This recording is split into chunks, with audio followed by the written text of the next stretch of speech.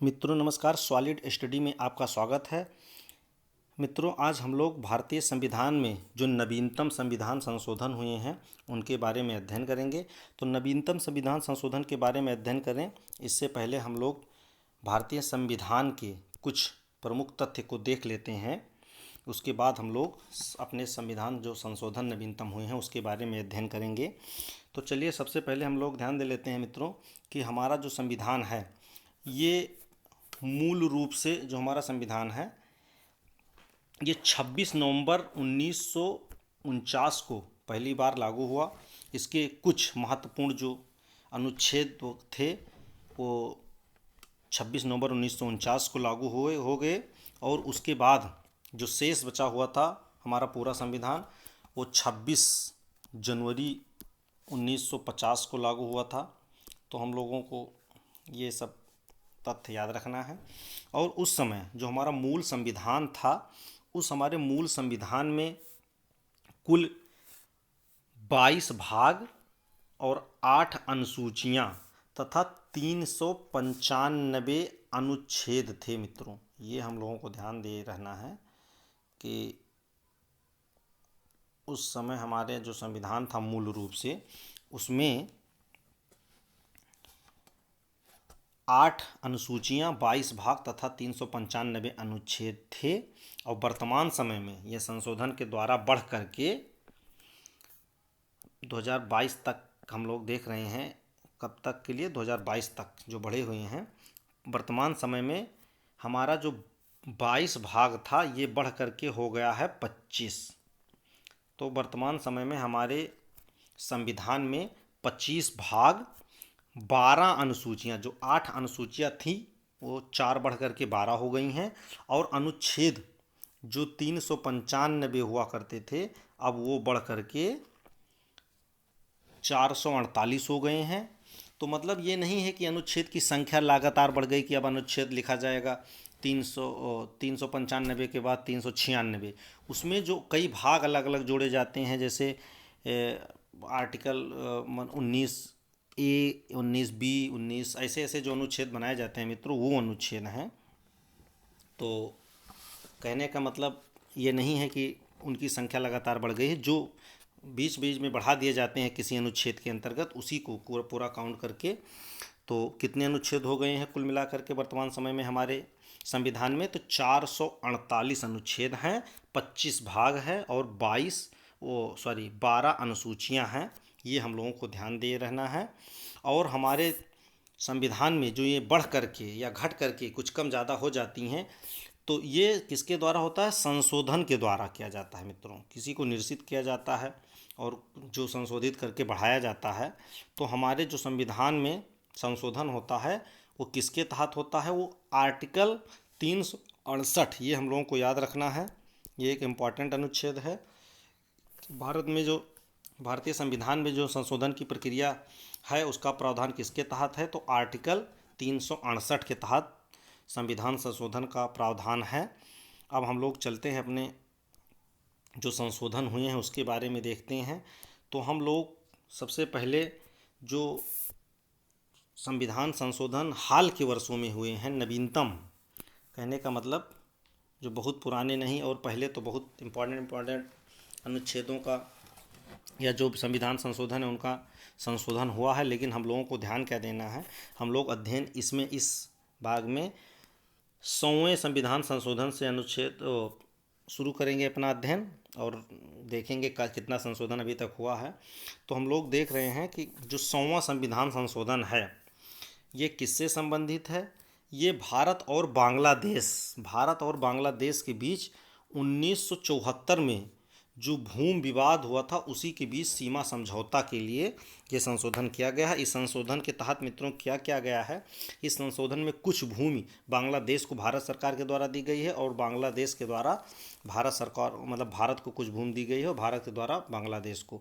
तो हम लोगों को याद रखना है कि जो 100वां संविधान संशोधन अधिनियम मतलब एक्ट है मित्रों, ये विधेयक नहीं है, ये पास हो चुका है 2014 में। तो हम लोगों को ध्यान देना है कि जो 100वां संविधान संशोधन अधिनियम 2014 है उसमें किसके बारे में चर्चा की गई है? तो उसमें भारत और बांग्लादेश के बीच जो सीमा विवाद था उसके बारे में चर्चा की गई है।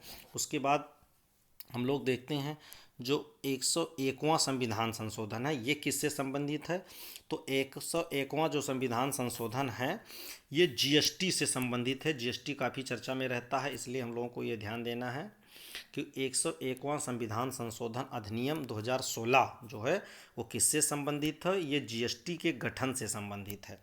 अब जीएसटी का गठन किसके तहत किया गया, तो आपको याद रखना है 101वां संविधान संशोधन करके किया गया, और इसमें जो आर्टिकल 279A है इसके तहत जीएसटी परिषद अर्थात जीएसटी काउंसिल की स्थापना की गई।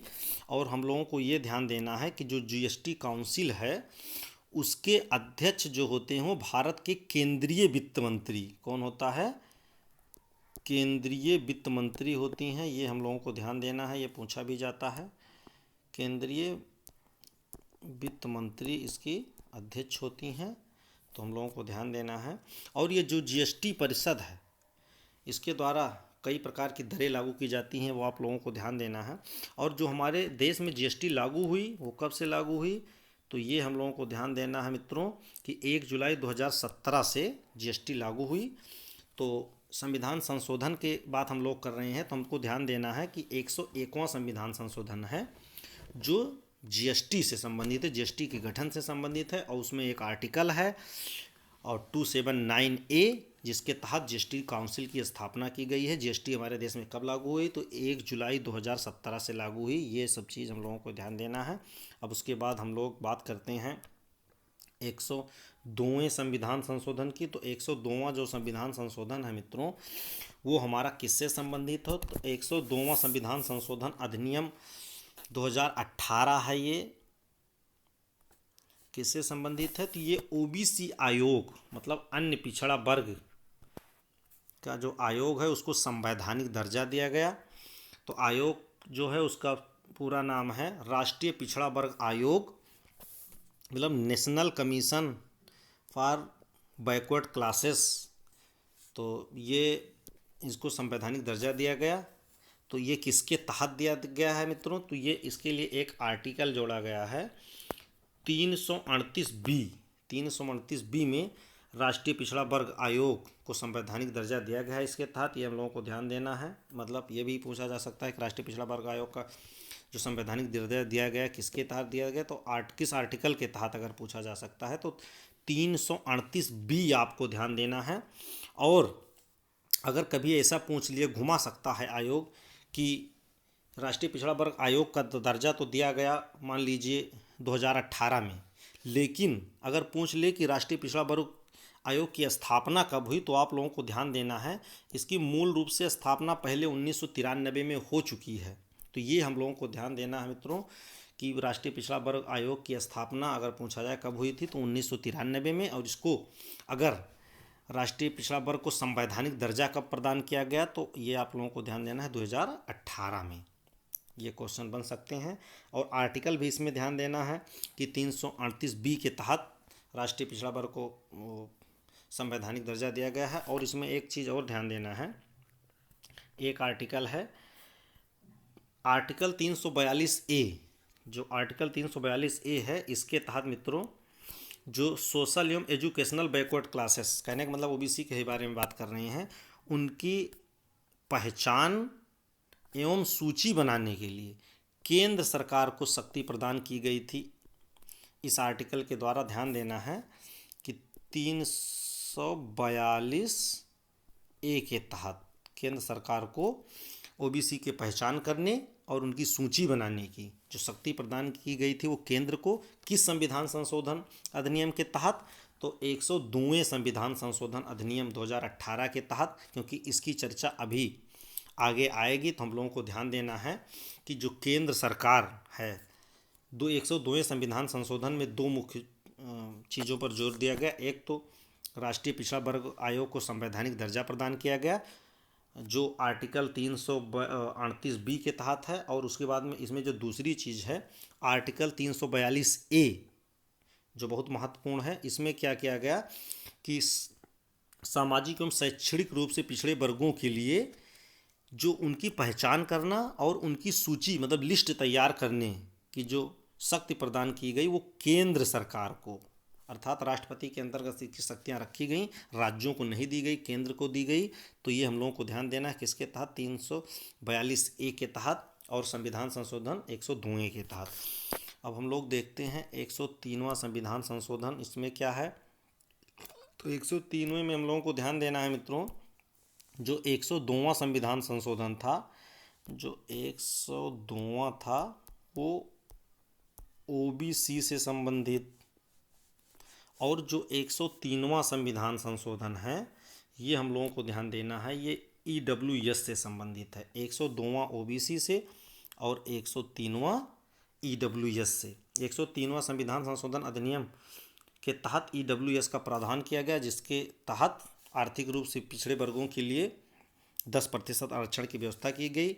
और इसमें क्या संशोधन किया गया, संशोधन ये हुआ कि आर्टिकल 15 और 16 में संशोधन किया गया और 2 नए अनुच्छेद 15(6) और 16(6) जोड़े गए।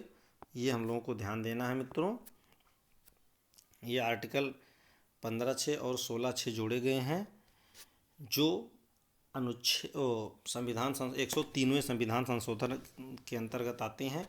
तो हम लोगों को ध्यान क्या देना है, 102वां संविधान संशोधन अधिनियम जो है ओबीसी से संबंधित है, राष्ट्रीय पिछड़ा वर्ग आयोग को संवैधानिक दर्जा देना और सूची बनाने से संबंधित। और उसके बाद जो 3वां संविधान संशोधन है, 103वां संविधान संशोधन, वो ईडब्ल्यूएस से संबंधित है और इसमें 15-16 में संशोधन किया गया और 2 आर्टिकल जोड़े गए हैं। ये हम लोगों को ध्यान दिए रहना है। उसके बाद में अब हम देखते हैं 104वां जो संविधान संशोधन है मित्रों, ये 104वां जो संविधान संशोधन है ये किससे संबंधित है, तो ये एससी और कह सकते हैं आप, एससी और एसटी से संबंधित है। अब देखिए क्रम से बना हुआ है।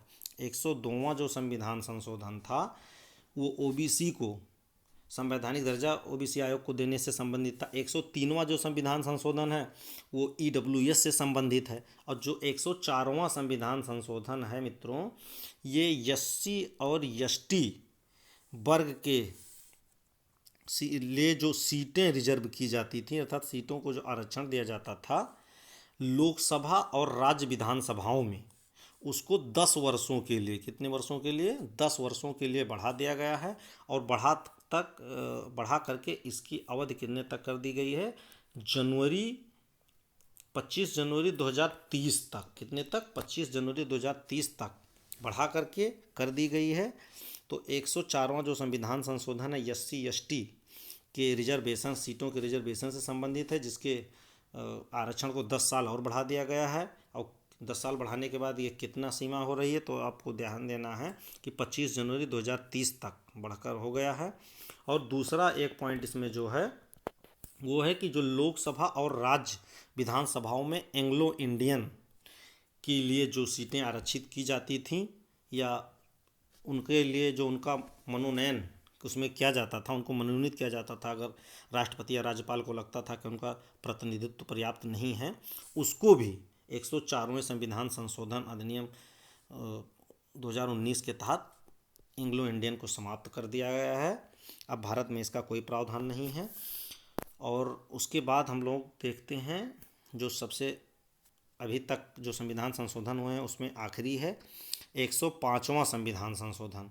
तो 105वां जो संविधान संशोधन है मित्रों, ये बहुत ही इम्पॉर्टेंट है क्योंकि सबसे लास्ट का भी है और हम लोगों को इसको ध्यान देना है क्योंकि इससे क्वेश्चन आ भी सकते हैं और सबसे भी आ सकते हैं, लेकिन ये ज़्यादा लास्ट का है तो हो सकता है इससे संभावनाएं बढ़ जाएं। तो हम लोग इसको ध्यान से देखते हैं, जैसे कि 105वां जो संविधान संशोधन है, जो हम लोगों ने अभी 102वें संविधान संशोधन में सेकेंड लाइन देखी थी कि जो ओबीसी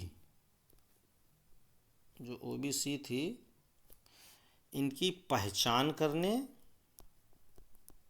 और लिस्ट जो बनानी थी मित्रों, ये केंद्र सरकार के पास 21 शक्तियाँ थीं, लेकिन इसके तहत क्या किया गया, 105वें संविधान संशोधन के तहत क्या किया गया कि जो ये शक्ति थी इसको संशोधित करके, मतलब इसको संशोधित करके जो कहने का मतलब सामाजिक एवं शैक्षणिक रूप से पिछड़े वर्ग अर्थात ओबीसी की ही बात हो रही है कि पहचान करने की, इनकी जो पहचान करने और इनकी सूची बनाने की जो शक्ति थी, यह राज्य एवं केंद्र शासित प्रदेशों को दे दी गई थी। और अभी हम लोगों ने पीछे पढ़ा कि इससे पहले ये शक्तियाँ 102वें संविधान संशोधन में केंद्र के पास थी, लेकिन 105वें में यही किया गया है कि इनकी जो ओबीसी की पहचान करने, ओबीसी की पहचान और प्लस सूची, इनकी पहचान करने और सूची बनाने की जो शक्ति थी केंद्र सरकार की, इसको राज्य सरकारों को दे दिया गया। इसीलिए इसमें यही संशोधन किया गया है। तो 105वां संविधान संशोधन किससे संबंधित है?